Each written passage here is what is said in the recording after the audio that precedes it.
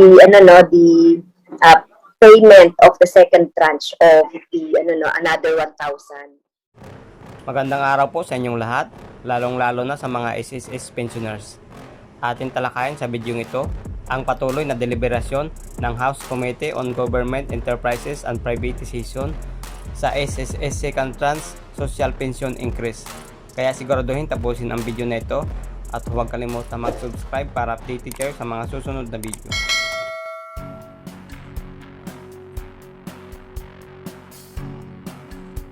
It's my honor to sponsor House Bill 3000 or an act mandating a 2,000 peso across-the-board decrease in monthly pension with a corresponding adjustment of the minimum monthly pension under the Social Security System, amending for the purpose Section 12 of Republic Act number 11199, otherwise known as the Social Security System of 2018. The Social Security System is established to provide a sound and viable tax-exempt social security system suitable to the needs of the people throughout the Philippines, which shall promote social justice through savings and ensure meaningful social security protection to members and their beneficiaries against the hazards of disability, sickness, maternity, old age, death, and other contingencies resulting in loss of income or financial burden.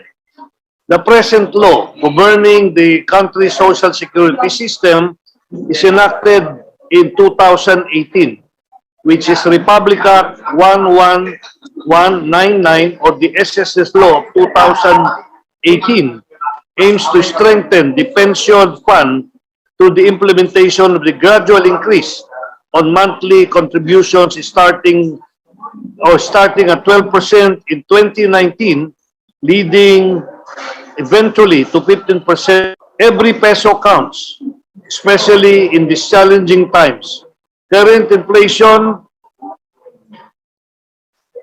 inflation rate soars to nearly 14% high of a 14-year high of 8%. The 8% posted in November of 2022 is considered the highest since the 9.1 figure in November of 2008, when the world suffered a financial crisis. As the inflation rate increases, the purchasing power of peso unfortunately declines. According to the Philippine Statistics Authority, the purchasing power of the Philippine peso saw a decline in the past 3 years due to inflation. The PSA stated that the purchasing power of the peso eroded to 85 centavos in October 2022. Yes, you heard that right. Out of 1 peso is now worth 85 centavos.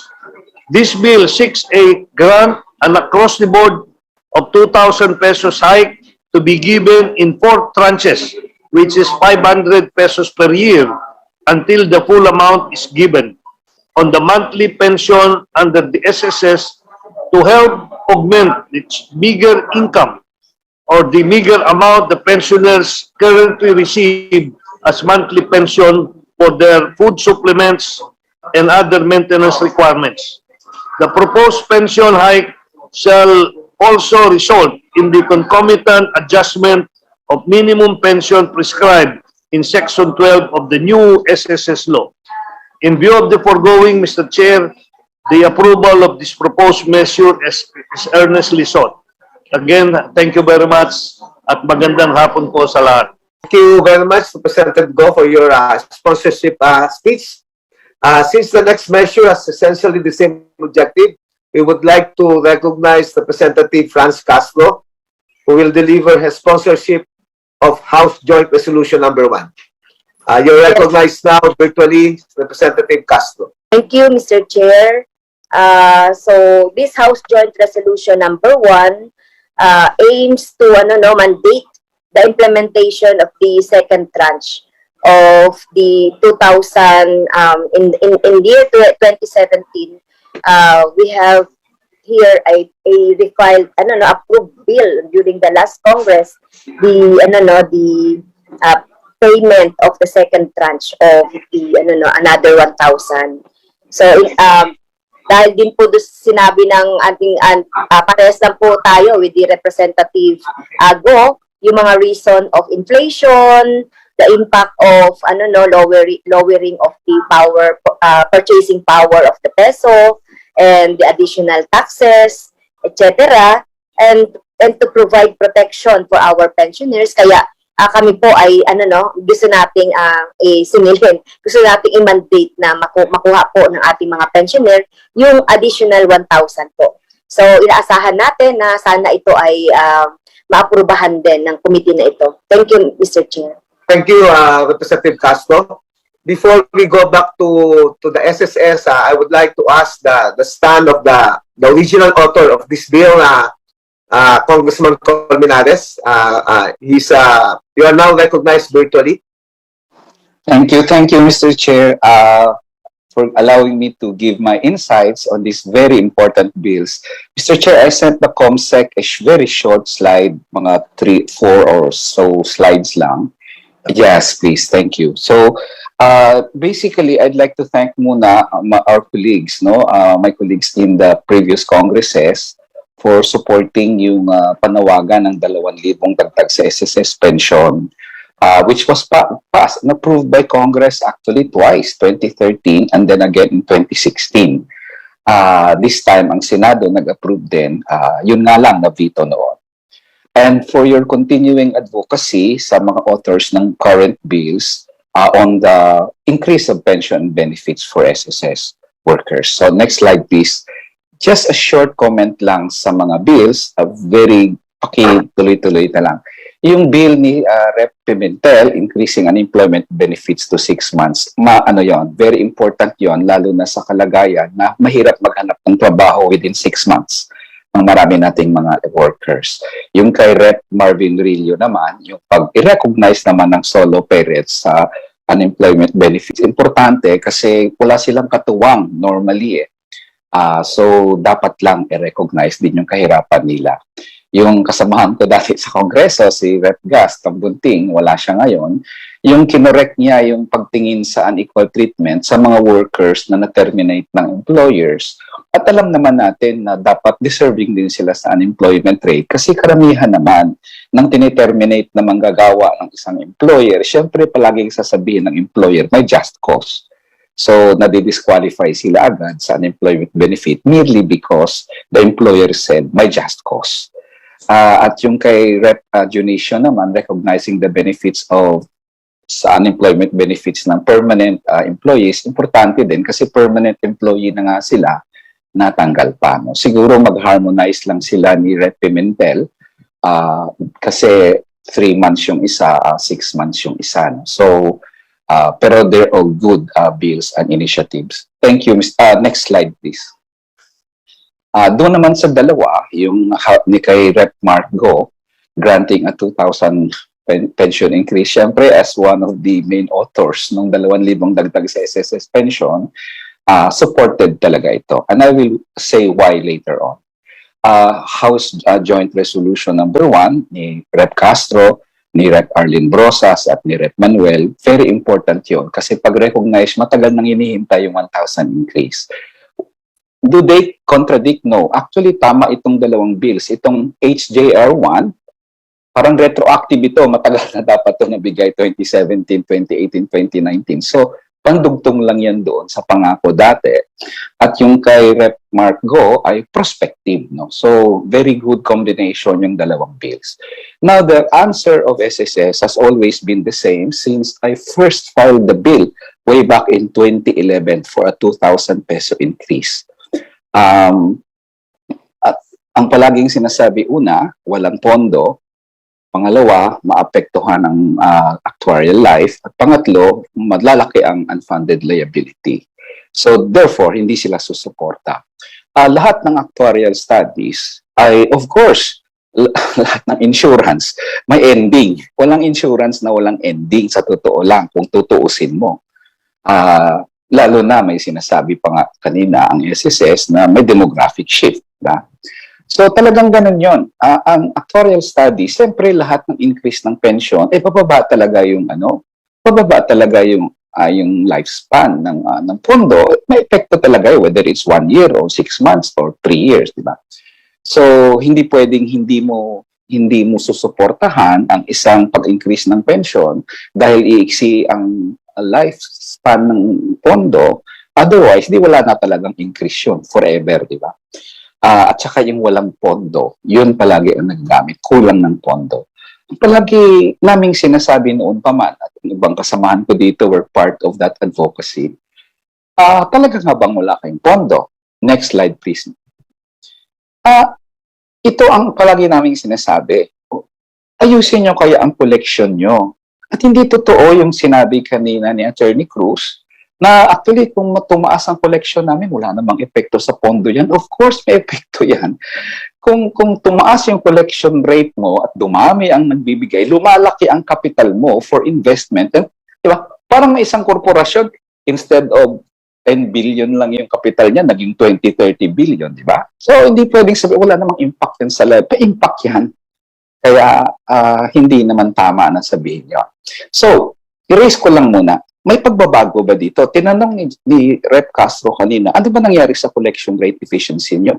Look at the data in 2016. There were 34.8 million members. Ang paying members is 14.4 million.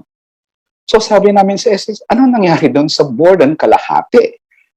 Halos 20 million ang hindi nakokoleksyonan eh. Noong 2017, it's 36 million members, 15.1 ang nare-remit ng employers.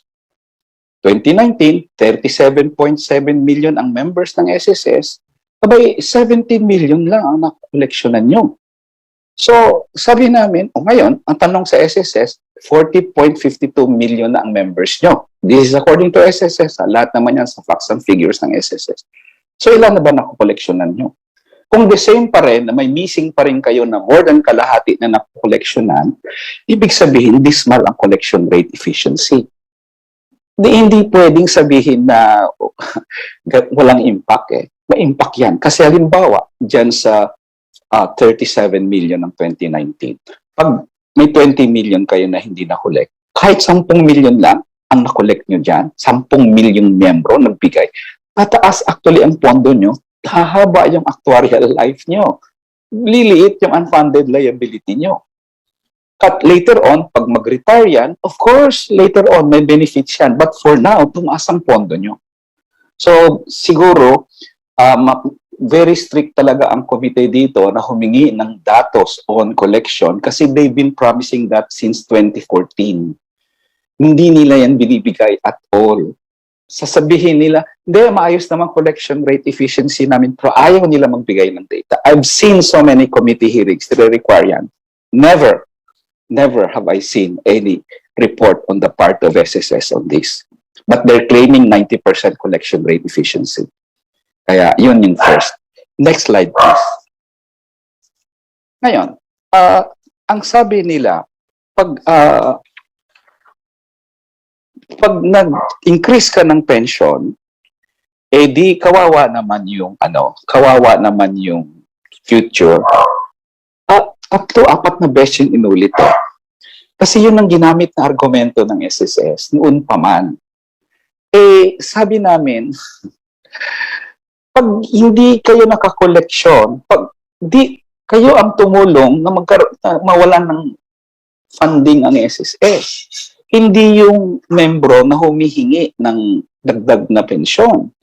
Kasi kung hindi kayo nakakolekt, di ibig sabihin, hindi nyo na kolekta ang dapat yung makuha. Nasabi ko na kanina, lumalaki ang mga liabilities, lumiliit ang pondo nyo. So huwag niyong sisihin ang members na humingi ng dagdag pensyon. Para sa akin, I've been stressing it all along. Baka sisihin yung sarili nyo. Kasi unahin nyo muna yung efficiency nyo bago nyo sabihin na, tsaka tayo mag-usap. Medyo maliit lang, kasi easy terms ng SSS palagi. Increase ng pension, dagdagan natin ang kontribusyon. Sabi namin, yeah, let's talk about dagdag na contribution after dagdagan nyo ang koleksyon. Is that unfair? No. Is it unreasonable? No. Mandato ng SSS na koleksyonan. Pero may data dyan na marami silang employers na pinapakawalan. So, ngayon, ang sabi nila, mababankrupt talaga tayo. Walang SSS sa buong mundo na babankrupt, Mr. Chair.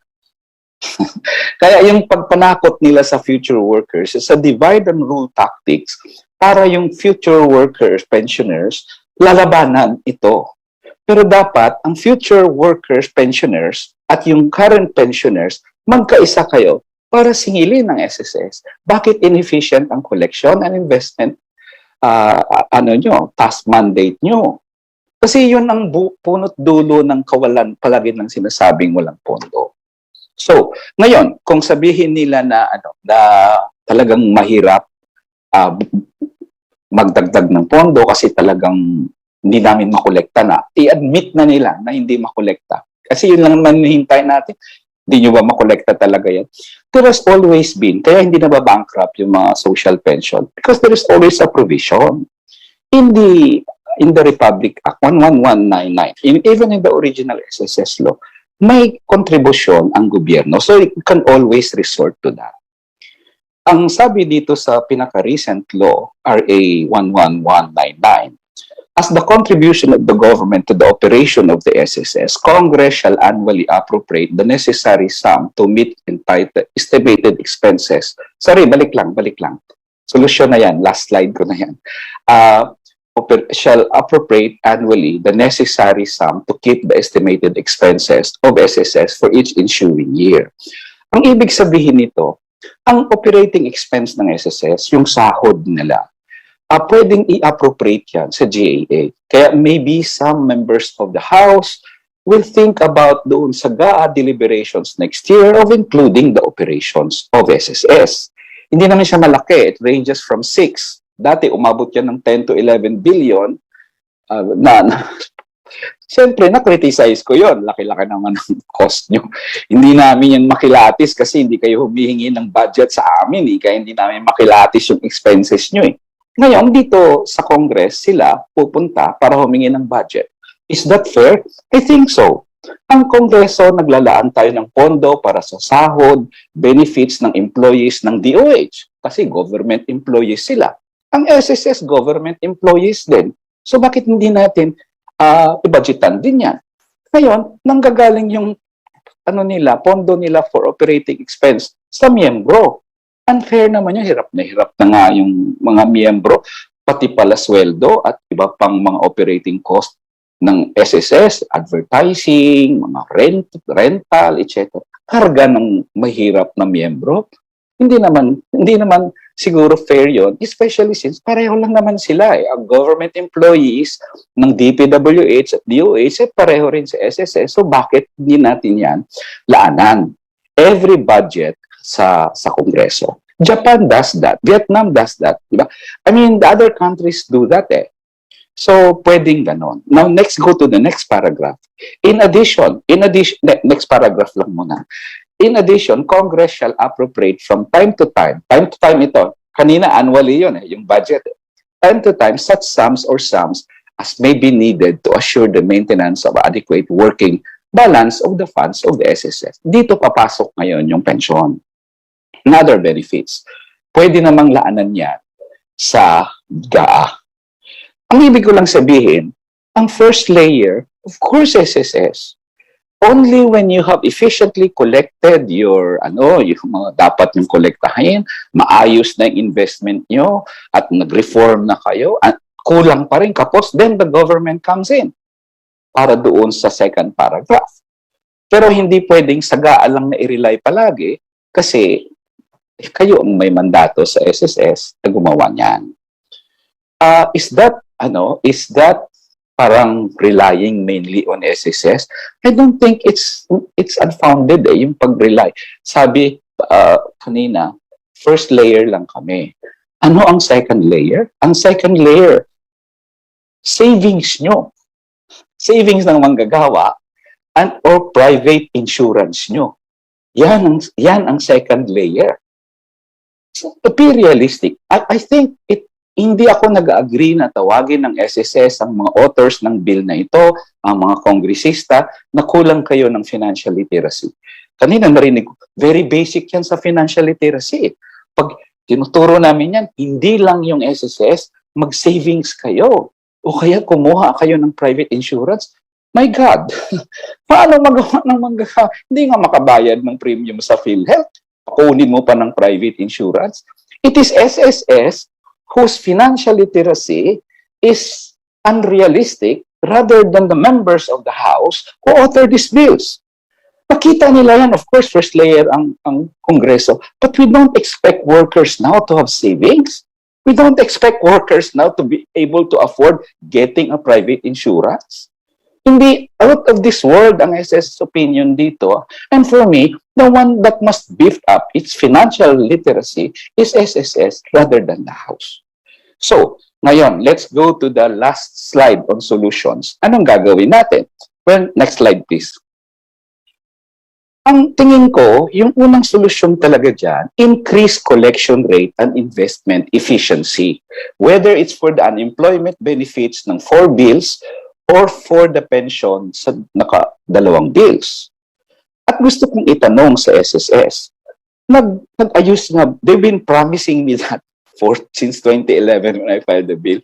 Ayos na ba itong collection rate efficiency nyo? I mean, in 2017, 13.7 billion in unremitted contributions from 122,658 employers. Hindi nyo ba masingil yan? Oh, ang total no, bilang-bilang ko, SSS, facts and figures, COA reports, 196 billion uncollected premium in 2019 from 463,261 employers. Sabihin ng SSS, maayos naman yung collection namin. Anyway, kung makolect namin, wala namang increase. Of course not. Dadagdagan ka ng 186 billion. Ayaw mo nun. Di ba? I don't see the logic na pag increase kami ng collection rate, walang impact sa funding. Collection ninyo po muna yan. Bago nyo sabihin na mag-increase tayo ng contribution or bago nyo sabihin, hindi namin kaya, wala kaming pondo. Ayan no, kung makolekta nyo 186, hindi ba dagdag na pondo yan? I mean, that's for every year. How many yung uncollected nyo? Tapos naayos na ba ninyo ang mga katulad nito? I found sometime, I think, 2017, ano yan, series yan, 2017, 2018, 2019. Dapat, Mr. Chair, itanong din ng SSS, banks, kung saan diniposito ng members ang kanilang kontribusyon, hindi pinupost sa website ng SSS. Ang nakita ko noong 2017, 8.65 billion. Ang hindi pinost ng banks on time. And I'd like to ask the committee maybe can ask the SS, tuloy-tuloy pa ba yan? Kasi pag hindi na-post ng bangko, may irregularity na yan. Pangalawa yung, what happens to the interest? If may premium sa'yo na 1 billion pesos, dinelay mo lang yung by 1 month yung pag-post noon, may interest yun eh. So what happens there? Yun ang tanong palagi sa kanila, di ba? And secondly, kawawa naman ng membro, nagbayad na pala siya, kailangan niya ng SSS, hindi na post, delinquente pala siya kasi hindi na post ng bangko. That's another question na dapat siguro isettle ng SSS bago siya mag-claim na walang pondo. Di ba? Ang pangatlo, meron pa mga COA reports na may mga uncollected commercial loans kayo from non-existing companies. Why did you lend? 823 million na nakita ko, I think, way back in 2017 or 18. But still, ba't ka nagpahiram sa non-existing companies? Hindi mo ngayon makolek yan. Tapos sabihin mo, wala kang pondo. I mean, 823 million is still a big sum. Tapos meron pa sila sa kanilang financial na ito, hindi ko alam paano maintindihan. Pero maybe SSS can explain. Noong 2017, may 25.7 billion sila na accumulated impairment loss. So, is that a financial discrepancy lang term or something there? May mga uncollected condo dues sila, invest sila sa condo, hindi nila makollect ang dues, 1.1 billion. All these things are investment efficiency issues. Kaya pag sinabi kasi ng SSS na wala kaming pondo, tapos makita ng taong bayan, may ganito kayong mga inefficiencies, parang ang hirap i-explain na hindi namin ma-afford yan. So, next slide please. So ngayon, syempre, ang isang hinihingi namin dati dyan, decrease in unnecessary bonuses and operation cost of SSS officials, yung mga top ranking, especially those sitting in corporation, in boards na kung saan may investment ng SSS. May na-notice kasi kami dati na may mga perks and benefits yung SSS officials na nakaupo sa mga boards na hindi naman nare-remit sa SSS. In fact, they're just sitting there on behalf of the members. So why should these perks? Meron kami nakita, I think it was 200 million na parang quote-unquote retirement benefits. All these things add up to the pent-up emotions of the pensioners and the members na kami tumatanggap ng 1,200 pesos a month, tapos you're earning this much. Those are the things that SSS has to resolve. Hindi pwedeng diretso agad sa walang pondo. Mag-reform muna kaya sa loob bago doon sa taong bayan. And of course, if worse comes to worse, government can also input sa SSS funds similar to that in Japan, Thailand, Vietnam through the GAA or off-budget accounts, malampaya, for other government sources, pwede naman yon. Pero last resort yon in the sense na tingnan muna ng SSS yung pondo niya. But of course, the operating cost, ang proposal ko talaga dyan, government na magpondo niya, wag na yung mahihirap na miyembro ang magpopondo ng sahod ng mga officials ng SSS. So, in summary, Mr. Chair, the usual argument has returned. The problem is, wala akong nakikitang abanse sa usual argument. The usual argument, walang pondo. Pero pag nakikita mo, hindi naman nagko-collect ng tama. I mean, hundreds of thousands of employers are not remitting, hindi mako-collect. So, hindi talaga, tapos tatakutin ang mga members na, oy, mawawalan kayo ng pondo, sisihin nyo yung mga congressman na nagpa-file ng bill. No, sisihin ng SSS kasi hindi kayo nagko-collect. May mga palpak na investments eh. So, hindi yan unfounded yung mga bills na to. They're not only meritorious, but I believe SSS can afford it. Secondly, demographic shift. May demographic shift. Of course, all countries have demographic shifts. Increase in life expectancy, di ba? Ganun naman nangyayari. Fertility rates. O ba't hindi na bankrupt yung ibang mga bansa? Because judicious ang paggamit ng pondo. Because maayos yung koleksyon. Because maayos yung investment. Because hindi nila pinapaano yung mga officials nila ng perks and bonuses. All these things come together.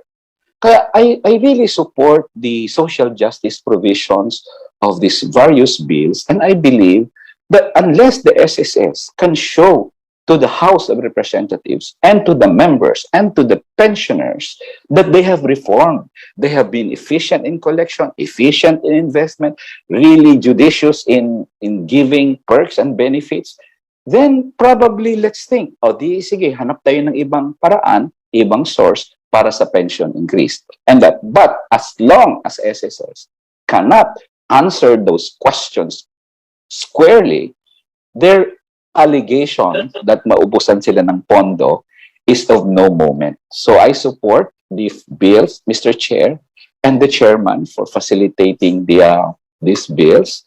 I support them and really hope that the committee will approve the bill and the plenary will approve these bills for the benefit of our people and our pensioners. Salamat po, Mr. Chair. Thank you very much.